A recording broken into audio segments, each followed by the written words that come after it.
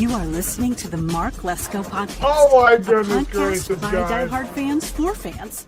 Mark covers all things Penn State football and the Pittsburgh Steelers, as well as anything related to the sports and fitness world. Tune in weekly to listen to a couple of dedicated fans talk about these topics without filters. Thank you for listening to the Mark Lesko Podcast.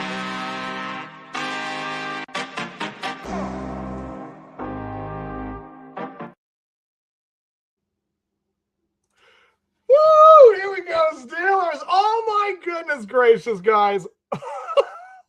Wow. I guess they must have watched. They may have watched my pregame. Oh my goodness gracious, guys. Welcome to the Mark Lesko Podcast. I'm your host, J-Rod. This is Steelers Central. Steelers 27, Colts 20. Oh my gosh. Are you kidding me, guys? Like, are you for real? What in the world was that? Where was this defense for the last 2-3 weeks? Wow. Unbelievable. I don't know what else to say. I'm just so completely dumbstruck. I don't know how you can really be upset other than the fact that 6 turnovers. 6! That's insane. That's how many you get, like maybe a half a season, let alone a whole dang game. Everything happened for the Steelers defensively today. Oh my goodness, guys. You can't ask for more. You cannot ask for what they just went through. The first one, of course, being the guy, this guy right here, TJ Watt, doing absolutely everything he could to strip that ball, get that ball in for him, and then we got the touchdown for it. I think that was the Jaylen Warren running touchdown. Then they had the touchdown against Pat Freiermuth. It was like right to Peyton Wilson, right to number 41. It was insane that Daniel Jones threw that ball. I can't believe that he didn't see that guy. He was basically standing right in front of him. And they got the turnover again. And then the next one was the Pat Freiermuth touchdown. Is that right that is their only passing touchdown? Oh, man. It's just electric. You watched how they went with that game, and then they got the field goal at the end of the half to make it 17-7. And then they got the ball back at the half, the Colts. Then they gave it right back to us. And I know I think went 3 and out, and they got the ball back, and we got the turnover yet again. It just seemed like every other drive for the Colts was a turnover. That's just insane. Watching that one trick play with the Peyton Wilson block and then the Jack Sawyer return. I mean, that was like a Harlem Globetrotter trick or something like that. Was nuts watching him bat that ball, and he caught it like he did it. And then they took advantage of that. Got the touchdown again. Warren had himself a day. I know that in the end, yeah, it's been an absolutely amazing game. Mark has got it right on, guys. I mean, when you look at this whole final right here, see. Yeah, you got Daniel Jones. Look at this. I mean, 31 for 50, 342 yards still. I'm shocked. I can't believe he had that many.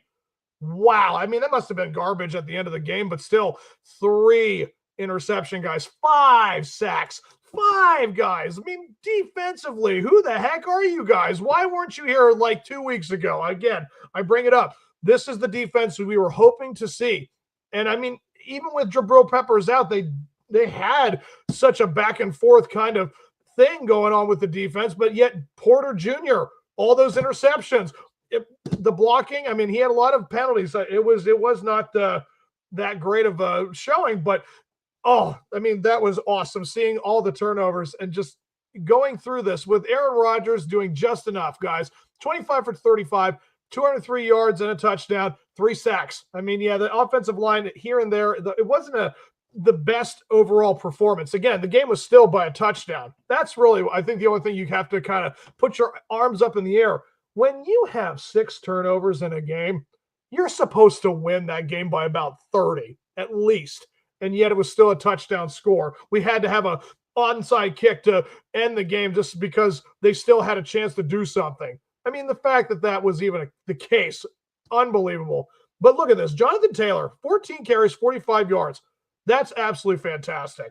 Great job on the running defense to get him swallowed up, not give him anything to work with. Phenomenal job there. And look, 16 carries for Jalen and 31 yards, guys. We didn't do anything in the run game, but we kept getting in the end zone or near the red zone, and he was able to do just enough to get those touchdowns. And look at this. Alex Pierce, Michael Pittman, all 115 yards. Not a touchdown, but they got so much yardage. And again, that's the stem from the cornerbacks not being able to block, not being able to stay on their guys. Like, that's just remarkable. And, you look at Calvin Austin having the most with 56. And again, Pat only had the one big catch with the touchdown. But Darnell had really big moments. He'd had a lot of great catches. It was timely, and they were very effective. Same thing with Kenneth. Like, it was always about making big moments happen with just 15 yards or 10 or 15, whatever it would be. And they were constantly like, look, 18, 13, 16. Yeah, they were doing everything they needed to stay in this game, guys.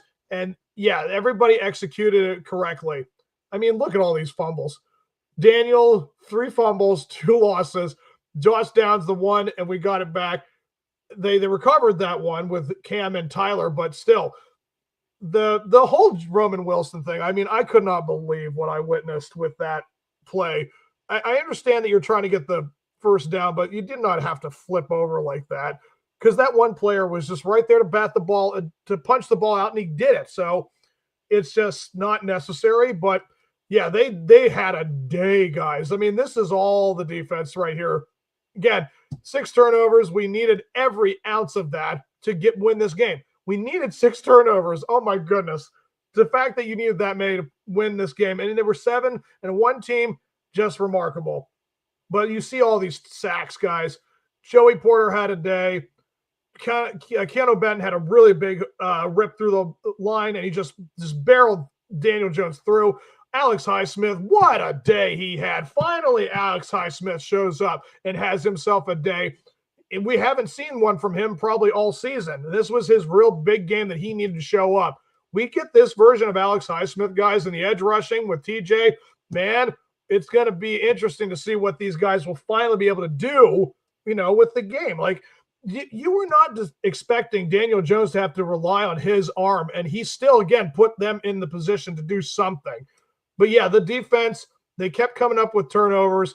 They had their moments. And again, even guys like Nick Herbig and Derek Harmon, yeah, I was very impressed with what they were doing.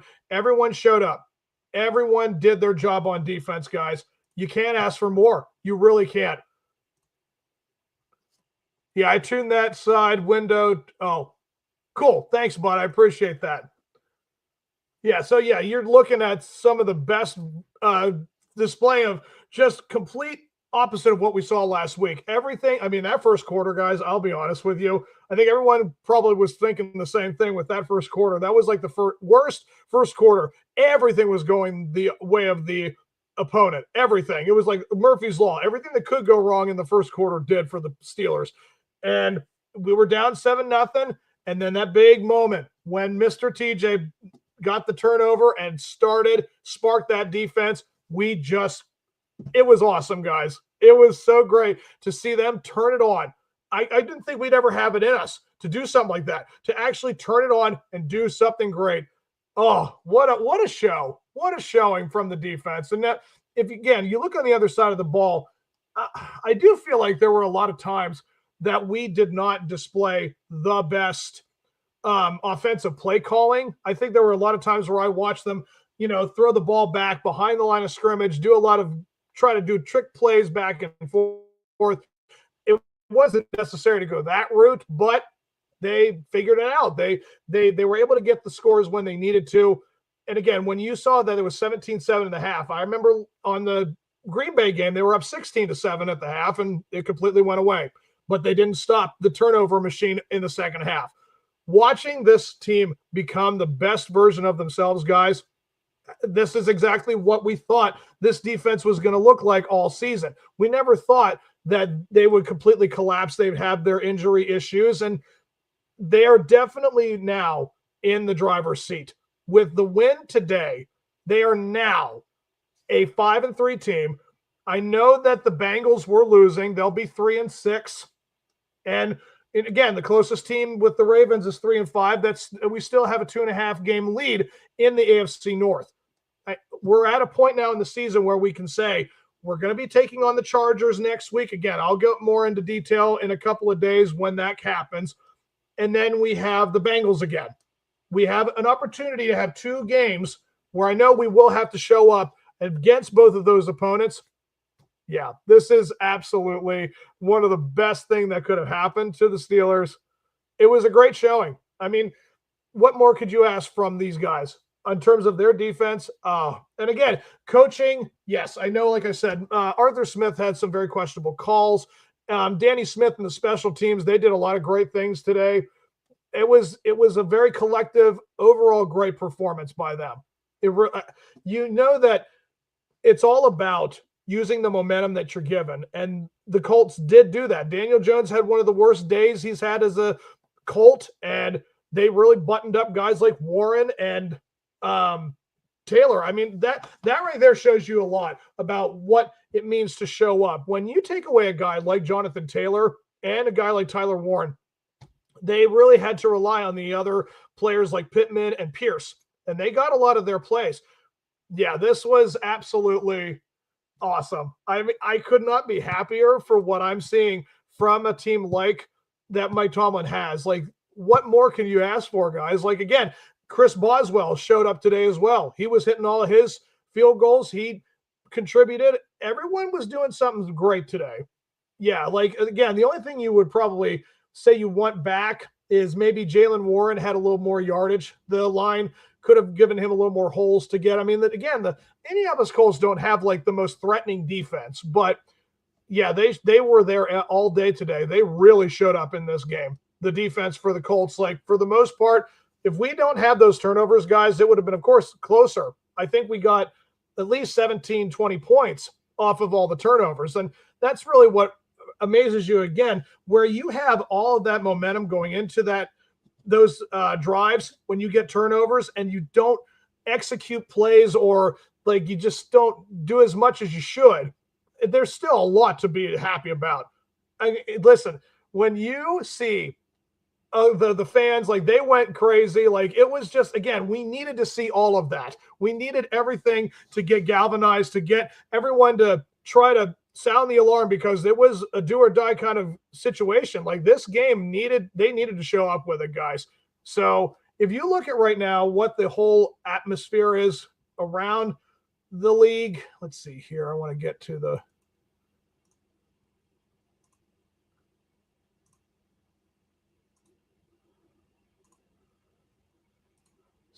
full scoreboard.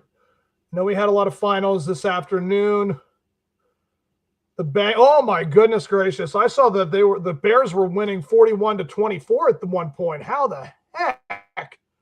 Wow. 47-42? That's a stinking basketball score. That ain't a football score. Holy Moses. Oh my God. Let me see what this looks like. Oh my goodness.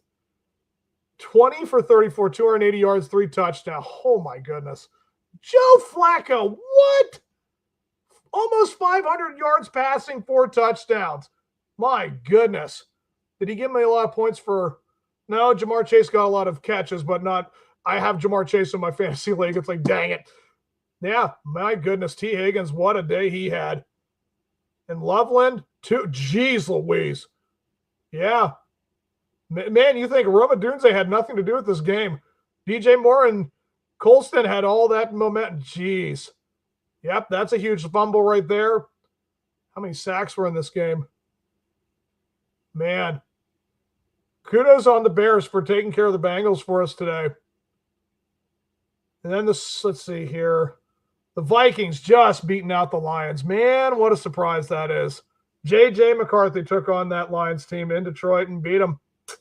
Man, yeah, kudos. Again, you never know when it comes to the divisional games. I said the Lions should easily take care of the Vikings, but they are a divisional opponent. They know them better than anybody. That makes a big difference when you play your own division. So, yeah, anything can happen when it's a divisional game.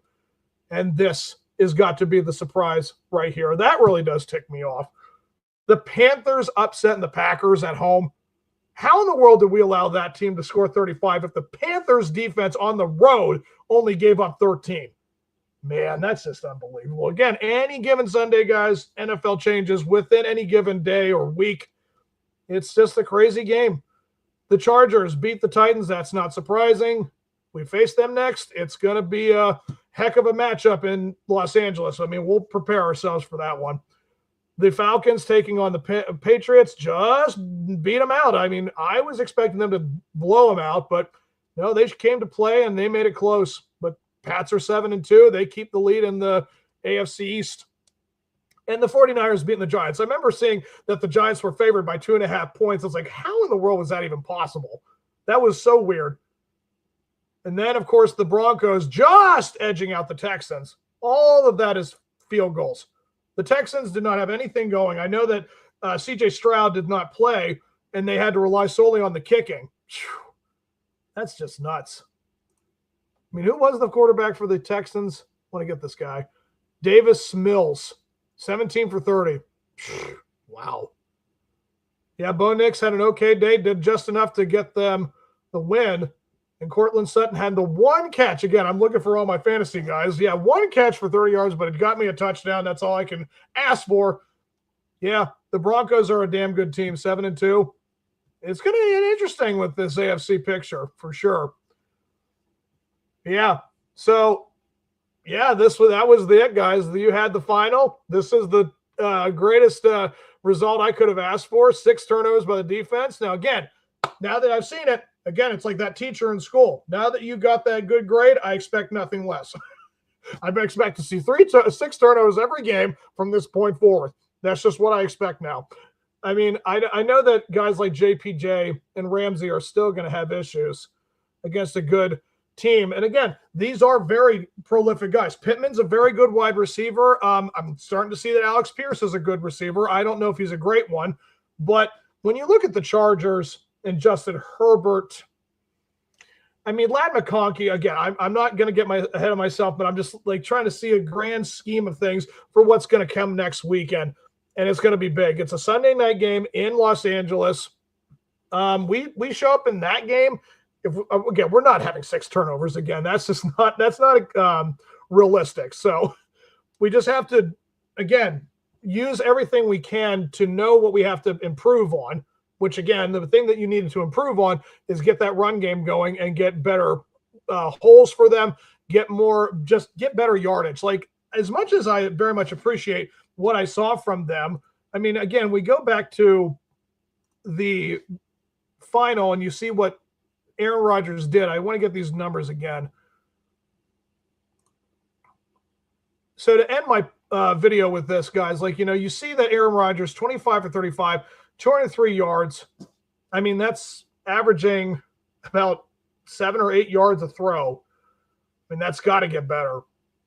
I mean, yeah, 5 guys caught catches over 10, 15 yards, but yeah, it's definitely something that needs to improve.